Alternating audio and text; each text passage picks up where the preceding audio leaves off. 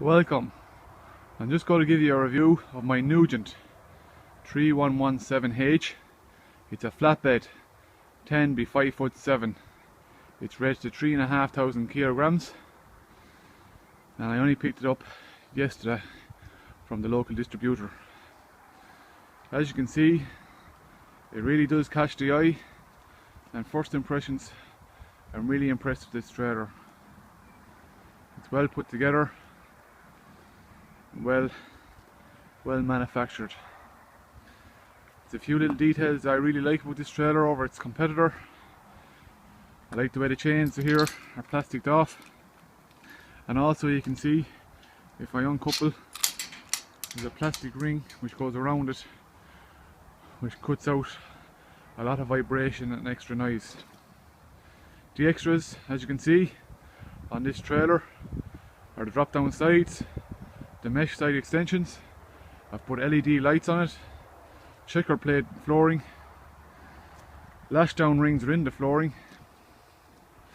and also I got skids, 8-foot aluminium skids, which neatly fit underneath the trailer. As I said, really impressed with it. There's a good build quality on it. However, there is a few minor little points which I'll bring to your attention as I go through the review of this trailer. Now I've just dropped one of the mesh sides off, just to give you an overview of the way they're done up. As you can see, I have 3 sets of lashing down hooks within the floor, and that's one area I was disappointed with. I specifically specified to the manufacturer that I want them set out 1 foot from the front, 1 foot from the rear, and the third set then in the middle. But what I've got is the foot at the centre, or the lashing down point at the centre, is approximately 2 foot. The one at the rear is as specified a foot, but the one then in the centre is totally off centre and it's leaning to the rear. I'll just go to show you now the front. I found the galvanising, or the mesh, to be too soft. As a result, we had this problem. I've gone back to the distributor already, but the galvanising is totally chipped away from it. You must remember, I only have this a day.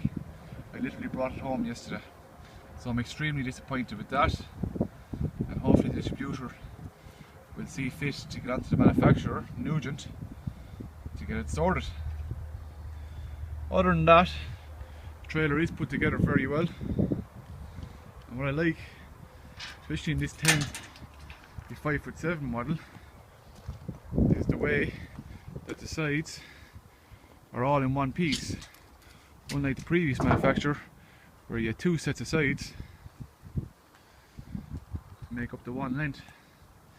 You can see the way they're done and how the light is there, extremely well done, and the way they're, you know, the rings are there to eliminate vibration. Happy enough with the trailer, only those few little minor points which in my opinion shouldn't happen on the first day out. As you can see, I think myself personally the mesh is too light. There needs to be a heavier gauge mesh used within those sides. I could have capped off these ends, plastic caps, would have made it a lot neater. Only little small things, time will tell, and I'll come back to you with an update on how well it performs under certain conditions. So hopefully Nugent will remedy the problem with the mesh sides and their galvanising. Just before I sign off, I also want to bring you to this. If you can see here, this is the rear post, and at the back they couldn't fit the 2 bolts in for some reason, so they've cut off this one and the one down here. And what they've left is a big dirty burr, as you can see. I don't know if you can see it in the camera, and unfortunately I've already cut myself on it. I've galvanised it up, they didn't even galvanise it, they just left it, which in modern day manufacturing doesn't say a whole lot. But I've just picked out the bad points of it that by no way reflects on the trailer, and hopefully they can remedy these before too many more of them are sold.